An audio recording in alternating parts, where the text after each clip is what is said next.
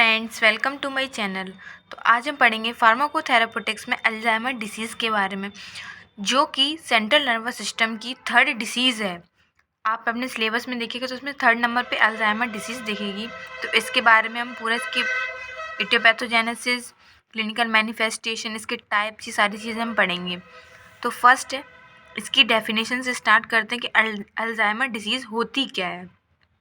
It is also called senile dementia characterized by progressive impairment in memory, cognitive function, judgment, language and activity of daily living. इसको हम senile डरमेंटिया भी कहते हैं। क्यों कहते हैं? क्योंकि ये क्या होता है, हमारी जो मेमोरी है, हमारी याददाश्त से रिलेटेड, ये मतलब बढ़ती एज के साथ साथ हमारी जो कभी कभी चीज़ें हम रख के भूल जाते हैं, तो ये सारी डिजीज़ किस में आते हैं? अल्जाइमर में आता है।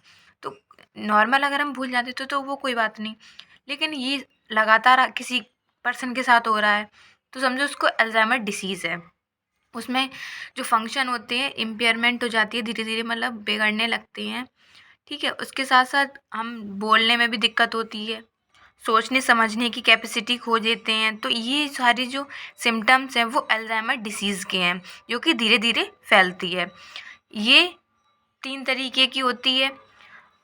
पहले देखते हैं, बेस्ड ऑन द स्टेज के हिसाब से ये 3 तरीके की होती है। 3 तरीके के स्टेजेस आते हैं, स्टेज 1, 2, 3। अब तीनों के बारे में पढ़ते हैं। फर्स्ट स्टेज होती है माइल्ड टाइप। माइल्ड में क्या होता है? इट इज़ इनिशियली शुरुआती दिनों में होती है, जो कि 2 से 4 साल के बच्चों में होती है। इसके क्या क्या सिम्टम्स हैं? माइनर मेमोरी लॉस, मतलब थोड़ी सी याददाश्त चली जाती है। मूड स्विंग्स हो जाते हैं, मतलब कभी अचानक से किसी चीज़ का मन करने लगना, ये सारी चीज़ें। Slow to learn and react, मतलब याद करने में बहुत ही स्लो है। किसी को 10 बार कोई चीज़ बताओ वो याद ही नहीं रख पाता, तो ये चीज़। और रिएक्ट करता है, मतलब बहुत देर में कोई चीज़ रिएक्ट कर रहा है, तो ये सारी चीज़ें। सेकंड आता है moderate type. It is longest stage, ये बहुत ही लंबी स्टेज होती है और 2 से 10 साल तक की एज में ये होती है। तो विकम डिसेबल, इसमें मतलब जो याददाश्त है वो बिल्कुल नहीं हो पाती। ट्रबल इन रिकॉग्नाइज, मतलब किसी को पहचानने में दिक्कत होती है। अपने फैमिलियर पीपल को मतलब बहुत दिनों से देखा हो, उसको पहचानने में दिक्कत होती है। Difficulty in reading, speech and writing, पढ़ने में, बोलने में और लिखने में भी इसमें प्रॉब्लम होती है। तीसरी स्टेज है सीवियर टाइप, मतलब बहुत ज़्यादा लास्ट स्टेज मान लो एक तरीके से। पेशेंट में loss the ability to feed them से, मतलब खुद को खाना खाने तक, मतलब खुद को खाना भी नहीं खा सकता। कुछ खुद अगर चाहे मतलब उसकी बॉडी बिल्कुल अनकंट्रोल हो जाती है। खुद खाना ना खा पाना, अनकंट्रोल बॉडी फंक्शन, उसकी जो बॉडी के फंक्शन है वो अनकंट्रोल हो जाना, मतलब अनगिनत। अचानक से कहीं कुछ हो जाना तो उसकी बॉडी बिल्कुल, मतलब उसे कुछ याद नहीं रहेगा, उसे खुद का नाम भी याद नहीं रहेगा, ये सारी चीज़ें। तो ये होती हैं कुछ स्टेजेस 1, 2, 3। तो इनको अच्छे से पढ़ लेना। ठीक है, फिर आता है इटियोपैथोजेनेसिस। इटियोपैथोजेनेसिस का मतलब होता है कि उसका क्या कारण रहा है उस बीमारी का। Deficiency of some neurochemicals agent. हाँ, आप जैसे कि हम लोग जानते हैं कि हमारे ब्रेन में बहुत सारे न्यूरोकेमिकल्स रहते हैं, जैसे कि एसिटाइल कोलिन, नॉरएपिनेफ्रिन। जो एसिटाइल कोलिन होता है वो हमारे नॉर्मल जैसे मूवमेंट में कॉन्ट्रैक्शन, ये हाथ जैसे हम लोग चलाते हैं, हाथ पर कब बैठना है, कब उठना है, मसल कॉन्ट्रैक्शन, ये सब कुछ एसिटाइल कोलिन करा जाता है। तो इन सारे केमिकल्स की, न्यूरोकेमिकल्स की हमारी बॉडी में कमी हो जाती है, इस वजह से हो सकती है आपको ये डिसीज़। दूसरी होती है जेनेटिक फैक्टर, किसी को अपने पेरेंट्स से ही मिली हो तो इस वजह से भी हो सकती है अल्जाइमर डिसीज़। अगर किसी को बहुत लंबे समय से डायबिटीज़ है, हाइपरटेंशन है, कोलेस्ट्रॉल की कम, मतलब कोलेस्ट्रॉल बहुत ज़्यादा है उसका, अगर वो स्मोकिंग करता है, अगर ये सारे कोई भी पर्सन अगर ये सारी चीज़ें करता है तो उसको भी हो सकती है अल्जाइमर डिसीज़ आगे चलकर। और neurofibrillary tangles, these are found by the fibrin protein. अगर आपको ये न्यूरोफाइब्रिल टेंजल्स की कमी है, जो कि फाइबरस प्रोटीन बनाते हैं, तो इसकी वजह से आपकी हो सकती है न्यूरॉन्स की वजह से।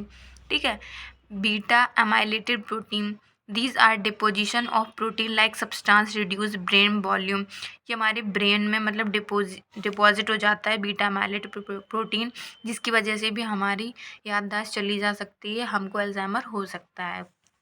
अब हम देखते हैं कि अल्ज़ाइमर की वजह से हमारी बॉडी में कौन कौन से सिम्टम्स हमें देखने को मिल सकते हैं। फर्स्ट है लॉस ऑफ मेमोरी, मतलब हम अपनी याददाश्त भूल जाते हैं। Confusion about time and place, आपको ये समय याद नहीं रहेगा, जगह याद नहीं रहेगी कि हम कहाँ हैं, कन्फ्यूज़ रहोगे बहुत ज़्यादा। ठीक है।